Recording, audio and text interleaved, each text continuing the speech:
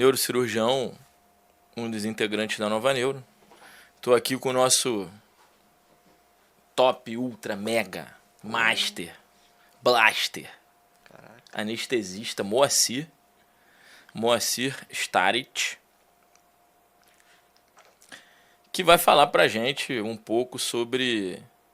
Moacir, na real, conta pra gente, por que os pacientes morrem de medo do anestesista? É do anestesista ou é da anestesia? Conta pra gente por quê? Por que Eu tem acho que esse... eles morrem de medo de morrer, né?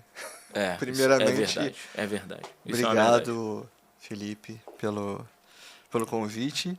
Tá aqui falando um pouquinho para os nossos pacientes que serão submetidos à anestesia e à cirurgia com a Nova Neuro. E é muito curioso, porque quase todos os pacientes têm muito medo da anestesia, né? De serem submetidos a um procedimento cirúrgico e, obviamente, passar pela anestesia. E na neurocirurgia isso é até mais curioso, porque muitas vezes esses pacientes vão operar tumores de cabeça, né? Quer dizer, o cara vai abrir a cabeça e não está preocupado. Ele está preocupado com a anestesia. Está preocupado com o que vai acontecer. Vou te dar a visão assim que os pacientes passam para mim. Qual é a maior temor do paciente quando vai ser submetido a um ato anestésico? Pelo menos o que eu mais escuto é ser entubado. Exatamente. Esse é o grande temor do paciente que vai ser submetido a um ato anestésico e a um procedimento cirúrgico. Principalmente depois desse tempo da Covid. Exatamente. O paciente ficou com aquela ideia de que ele vai ser entubado e que ele não vai voltar. De que ele vai ser entubado e que ele vai morrer. Principalmente depois desse tempo de Covid, em que várias situações, todo mundo teve algum parente, algum amigo que passou por essa situação, que precisou ser entubado e o paciente não voltou para casa, né? Teve um desfecho ruim. Então, assim, pelo menos o que eu vejo e o que eu escuto é desse medo, desse temor de ser entubado. É basicamente isso. E assim, é real isso? É real? Faz sentido ter esse medo? A pessoa que vai passar por um procedimento eletivo, um procedimento agendado, um procedimento que é marcado, que ele tem exames laboratoriais, ele é avaliado por um cardiologista, ele precisa ter esse medo de ser entubado e de que ele não vai voltar para casa porque ele foi entubado? Quando eu geralmente faço a avaliação pré-anestésica, o primeiro contato que eu tenho com esse paciente, que eu ligo lá semanas antes da cirurgia, né? E que eu explico para ele como é que vai ser o ato anestésico, como vai ser a cirurgia, o tempo, né?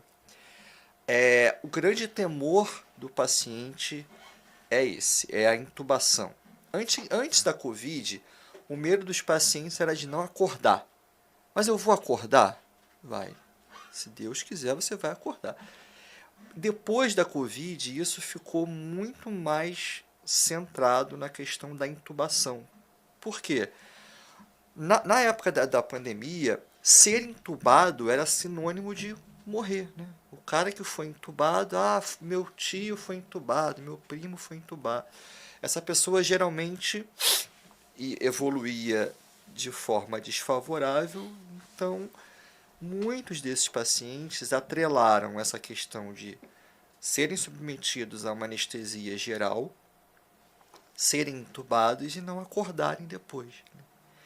E o que eu sempre passo para esses pacientes, né? Eu costumo dizer que eu sou o melhor benzodiazepínico para esse paciente, tirar essa ansiedade. Hoje, a anestesia, a gente dispõe, né, de um arsenal de monitorização, de medicamentos, de drogas, que tornam o ato anestésico cada vez mais seguro.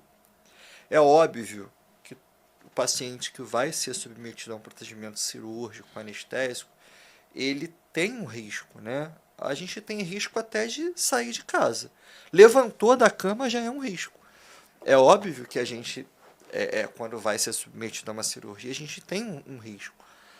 Mas hoje a anestesia dispõe de um arsenal de instrumentos que minimiza esse risco e que torna ele realmente praticamente zero, né? Dependendo do grau do paciente, da comorbidade que ele tem, cirurgias prévias, medicamentos que ele faz uso, tudo isso a gente avalia. Se ele tem alguma alergia, alguma se droga. ele tem alergia, se ele já teve algum episódio anterior em algum outro ato cirúrgico que deixa a gente um pouco mais atento, né? Então, hoje, fazendo uma avaliação pré-anestésica adequada, utilizando, né, as técnicas, todo o arsenal terapêutico e de monitorização, esse paciente ele é submetido a um ato anestésico muito seguro. E eu acho que cada vez mais esse temor e esse mito, né, da anestesia, isso acontece não só na anestesia geral, nas anestesias regionais, na raquianestesia, né, isso também é um medo. Eu vou fazer aquela anestesia nas costas, eu vou andar depois? Vai. Se Deus quiser, você vai andar. Então, criou-se um mito, né, sobre a anestesia. Se eu for anestesiado, se for anestesia geral, eu vou ser entubado, eu não vou acordar. Se eu fizer uma anestesia, uma hack, eu não vou andar, eu vou ficar com dor para sempre, né? Tudo isso são mitos, tá aí no vocabulário popular, a gente tenta desmistificar um pouco isso. Entendi. Então, hoje você diria que é totalmente seguro o paciente ser entubado por um procedimento de caráter eletivo, em que ele foi submetido a exames laboratoriais, Sim. avaliação com cardiologista. Risco cirúrgico, exames previamente, né, avaliados, avaliação pré-anestésica.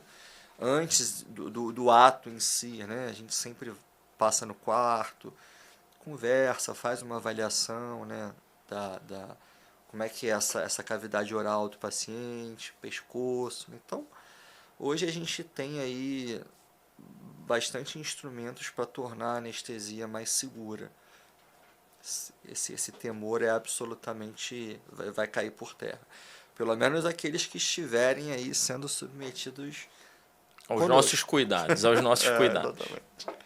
E uma outra dúvida bastante comum e que gera muito insegurança também no paciente é em relação ao honorário médico do anestesista, né? Então, assim, na maioria dos casos, o cirurgião, né, ou o paciente tem um honorário privado do cirurgião, que ele estabelece qual é, ou o honorário é garantido pelo plano de saúde que o paciente tem, e às vezes por intermédio do hospital, às vezes diretamente pelo plano de saúde, né? O honorário da equipe cirúrgica, né, como um todo, normalmente tem um fluxo mais familiar para o paciente.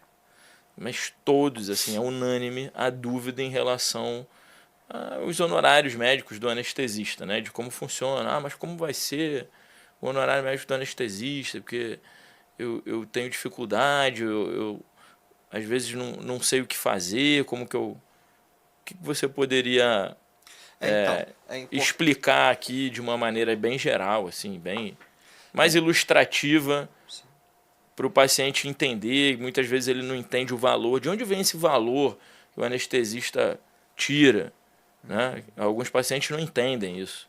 Então, alguns pacientes não entendem. Como é que você explica isso? Como é que constrói esse... Isso é uma questão recorrente, né? Todos os pacientes perguntam isso. É importante a gente deixar claro que o anestesista ele é um profissional autônomo, né? E a gente está falando aqui de plano de saúde, né? Ele está prestando um serviço para esse plano de saúde. Então, o anestesista... Ou diretamente ao paciente também. Ou diretamente ao paciente, exatamente, ao plano de saúde. Então, se ele está prestando um serviço, ele vai emitir uma nota, um recibo do valor daquele serviço e o paciente ou o plano de saúde ele vai arcar com aquele valor, né? Como é que a gente faz esse cálculo, né? Todo procedimento cirúrgico ele é codificado, né? Sim. Ele recebe um código, né? Então, por exemplo, a gente vai fazer uma artrodese lombar, né? Tem lá o código da artrodese lombar. Esse código ele tem porte, né? Essa cirurgia recebe um porte, esse seria o peso da cirurgia, né? E esse porte tem um valor. O peso, mais ou menos, o peso a nível de responsabilidade, seria exatamente, isso? Exatamente. Tem cirurgia que tem um porte menor, a responsabilidade do anestesista... complexidade. A complexidade e a responsabilidade tem um peso. Exatamente. E dependendo do procedimento tem um peso diferente. Exatamente. Então, um procedimento que é um peso 2, né, corresponde monetariamente ao X. O que tem um peso 8 vai corresponder, de repente, a 3x. Então, entendi. Esse é o cálculo, a gente utiliza essa codificação para fazer o cálculo do valor da anestesia. Então, não é um valor tirado da cabeça, da cartola, né? É baseado, quando é no plano de saúde, nos códigos que são autorizados pelo plano. Então, o seu plano autorizou esse código. O plano ele vai pagar por esse código.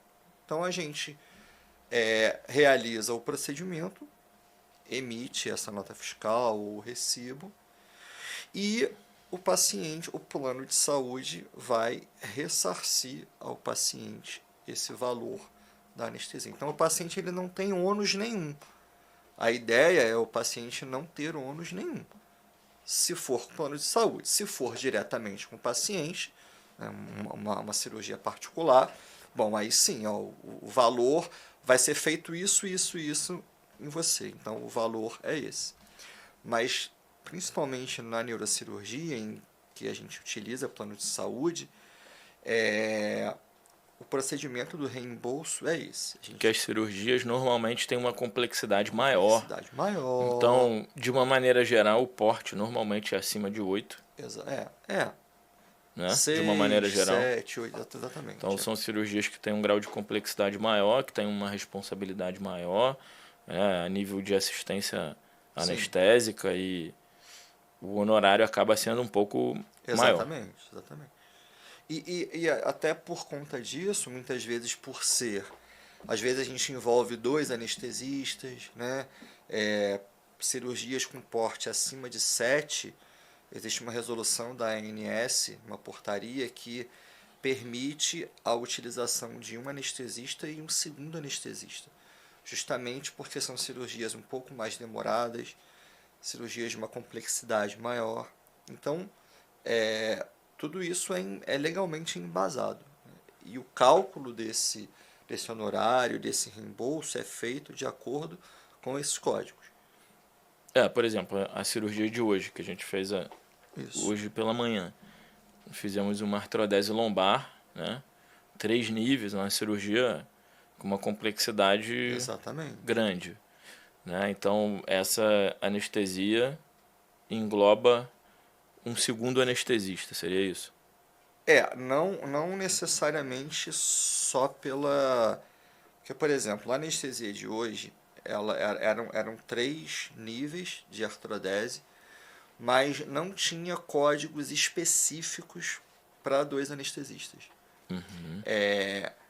Não é só o tempo da cirurgia, mas é a complexidade. Então, por exemplo, se você pede um código de tratamento microcirúrgico do canal vertebral, né, a gente sabe que essa codificação ela é muito fluida, né? Algumas autorizam 2, outras autorizam 1, né? O que é importante deixar claro é que o paciente, que é quem está na ponta, ele não deve ter nenhum ônus com relação a isso. Né? Acho que a preocupação dos pacientes é isso, assim, eu não vou operar porque eu não vou conseguir arcar, né, com isso. A ideia é a gente fazer essa... É que ele receba o tratamento. Instrumentalizar esse valor de acordo com o que foi autorizado. né? É isso que a gente preconiza hoje, assim. Eu e todos os anestesistas que a gente tem na Nova Neuro, a gente trabalha igual. E a ideia é ter essa linearidade de pensamento. Entendeu? E de sempre oferecer o tratamento que o paciente precisa, né? Isso aí, sem dúvida. Top, excelente. Muito bom. Acho que isso vai ajudar bastante Acho que o entendimento dos pacientes, porque são 2 pontos que são cruciais, eu acho que até na hora de você lidar com o paciente, explicar, acho que essa explicação de uma maneira bem geral, acho que facilita. Óbvio que cada caso é um caso, né? Haverão casos específicos e detalhes. Operadoras de saúde. Não é uma coisa engessada, tem muitas variáveis. Tem muitas variáveis, mas no geral é isso que acontece. Entendeu? Excelente, muito bom. E fala pra mim, quando você faz aquela ligação pré-cirúrgica, né, pro paciente, para entrar em contato com ele, começar a criar aquele vínculo, colher a história clínica, né, que é importante, saber sobre o uso dos medicamentos, as comorbidades. Quais são, assim, se você pudesse listar, quais são as perguntas, as dúvidas mais frequentes nesse momento que o paciente busca ali tirar com você? Algumas são bastante presentes. Por exemplo, quanto tempo tem que ficar sem comer? Sempre, essa sempre. Tem que ficar muito tempo sem comer. E tem uma regra, assim, para isso? Em que média, você pode falar? Em média, o jejum que é preconizado é de 8 horas. Né? Então, se a gente vai operar de manhã às 8 da manhã, eu sempre oriento esse paciente a não comer nem beber mais nada a partir de meia-noite. Né? Então, no geral, é isso. Outra coisa que também perguntam muito é: quando eu acordar eu vou pro quarto, eu vou direto pro quarto, eu vou pro CTI, e aí também isso, cada caso é individualizado, mas hoje a gente, quase 90% dos pacientes que a gente opera, a gente manda pro quarto. Né? Assim, um ou outro, ou uma cirurgia um pouco mais invasiva, né? Tumores, pacientes mais idosos, que a cirurgia é um pouco mais extensa, como foi a de hoje, né? Um paciente mais idoso, a gente manda para terapia intensiva para fazer o pós-operatório imediato, né? As primeiras 24 horas. Então, jejum, para onde eu vou? Também perguntam com relação a alta, né? Eu vou embora no dia seguinte, eu vou embora no mesmo dia, que isso também é muito individualizado, porque, por exemplo, os procedimentos minimamente invasivos que a gente faz, os que bloqueios... agora tem bastante, bloqueio, dissectomia, percutânea, endoscopia, túnel do carpo, né? A gente faz o paciente de manhã, depois do almoço ele vai para casa, né? Agora, um paciente que fez uma artrodese de um nível, talvez ele vá embora no dia seguinte, né? Aquele que fez um tumor, talvez precise ficar 2, 3 dias no hospital. Então, isso depende muito do procedimento que esse doente foi submetido, né? Deixa eu ver se tem mais alguma dúvida na hora da pré-anestésica. Eu acho que é isso. Com relação ao jejum, perguntam também com relação aos medicamentos que eles fazem uso, né? Eu tomo tal medicação. Isso é uma coisa importante, né? Eu sou hipertenso e eu tomo esse remédio. Eu paro de tomar? Não, pelo amor de Deus, continua tomando. E aí a gente orienta, né? Os pacientes diabéticos que fazem uso de algum hipoglicemiante oral, aí eu oriento o tempo de interromper esse medicamento. Essas são as principais dúvidas, acredito, que tem aí. Que bom. Espero que esse vídeo tenha ajudado vocês na passagem aí conosco, né? Durante a nossa cirurgia. Espero que tenha contribuído, espero que tenha ajudado. E é isso. Se ficou com mais alguma dúvida, manda pra gente. Não fique inseguro, com medo de fazer qualquer pergunta. Às vezes a sua dúvida é a dúvida de outro paciente ou de outras pessoas. E não fique com ela. Divida, compartilhe. E a gente está aqui para tirar todas as dúvidas que vocês tiverem e sempre à disposição para qualquer problema.